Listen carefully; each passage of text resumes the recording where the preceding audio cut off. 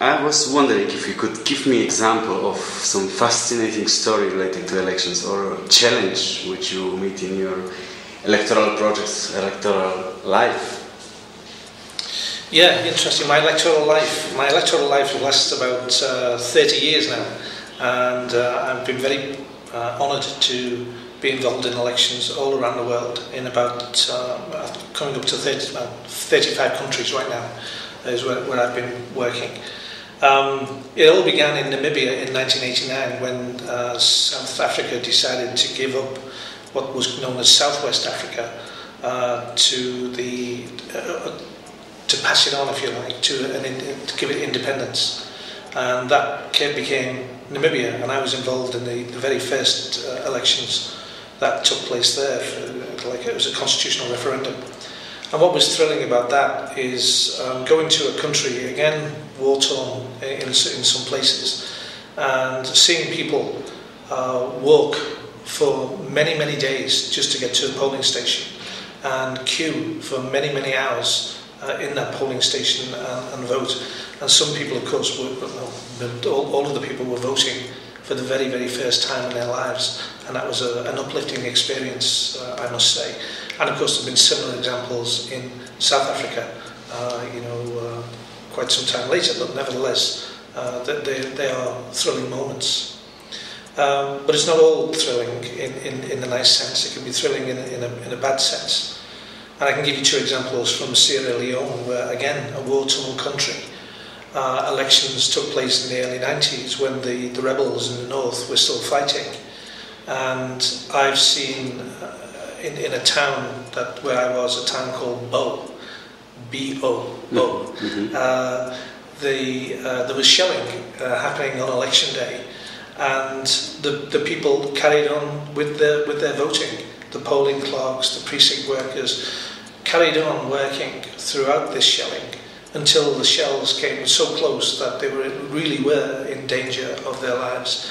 And instead of running away, they closed the ballot box, they sealed it, and they then ran away with the ballot box on their head to protect the vote because it was so important to them. And that is immense bravery and something that stays in my memory forever. But on the dark side, also in Sierra Leone, I was there with an international observation mission, and the people brought to my hotel a rebel that they captured, and they chopped him in front of me. They killed him and cut his body to pieces because he was trying to disrupt the democratic process, and the people, the mob, basically, were there to punish him for that, and they killed him. Now, that was not the nicest situation I've been in. Basically, the message that they were trying to give us is that this is what we do to people who disrupt our process. So you make sure, international observers, that nothing goes wrong because you may be next. That concentrated my mind, to say the least. But it's not all bad.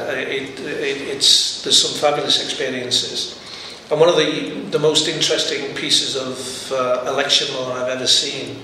In fact, there's two bits of election law I'd like to mention. One is in Bulgaria, where on election day you cannot drink alcohol.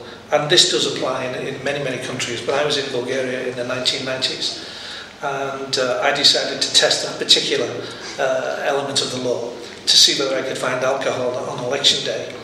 And I did. I managed to get myself invited to a wedding, and the only exception to that piece of legislation was if there was a wedding taking place. So I found myself a wedding and vodka, and we had a good time. But then another piece of legislation which is interesting, and this is in West Africa, in Gambia, the Gambia. It says that within 100 meters of a polling station on election day, you cannot ride a bicycle. And this really interested me. I was wondering why this was the case. And it's because bicycles have bells. Mm-hmm. People ring the bell, it may disturb the polling. Well, you think to yourself, well, how can it disturb the polling? And the way they exercise their voting rights in the Gambia, they don't have a ballot paper. They don't have a pencil or even an electronic system that we have in many countries now. What they do, they give the voter, once they check that they've got their voter card and on the register, they give the voter a small glass marble. And when they go into the polling booth, in the case of a presidential election where there are two candidates, for instance, there will be two containers with a tube, and the voter is expected to put the marble, the glass ball, into the tube for the candidate that they favour, and there's a picture of the candidate on the metal box. So they're just coming with this marble, and they're putting wherever, you know, in the tube of the candidate they support. Yeah, so they have like 20 tubes for 20 candidates. Indeed, there would be. Okay. But in the particular case I saw, there was a presidential election, so there were only two candidates. Okay. And what they did is, as they dropped the glass ball into the tube, it hits a bell and it makes a noise, ding. So that tells the polling officials that the person has voted. Mm-hmm. Because polling officials are not in the room where there are tubes. They're outside, but they're listening. And that's why you cannot ride a bicycle in the Gambia within 100 metres of the polling station. But it's a very, very good system. And you're dealing with people who are illiterate a lot of the time.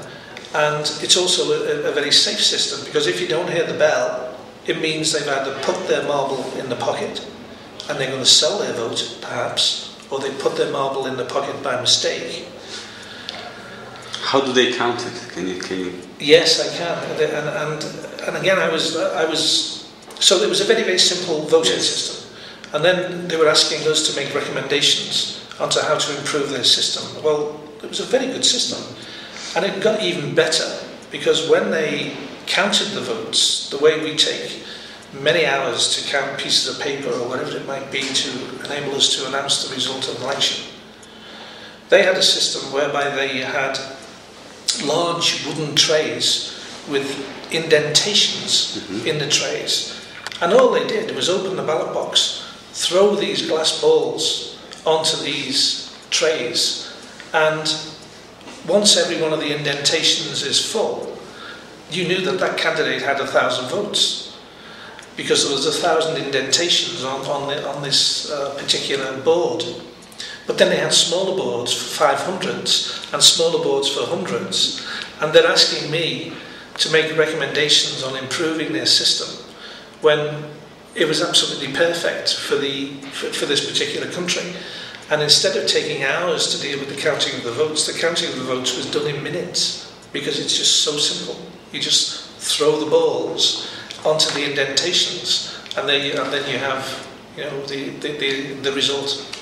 Amazing, very, very good. Amazing story. So basically, it's meeting the standards of free and fair elections. It's just the technical solution is different, but it works. Yeah? It works. And it's accepted by the voters. Yeah? Yeah. It's accepted by the population. The results of such elections are respected. It's visible. It's transparent. Everyone understands it. And when I was asked to make my recommendations, I actually upset a number of people when I said, Don't change it. Please don't change it. Keep this system going. And it's something I'd love to go back and see again.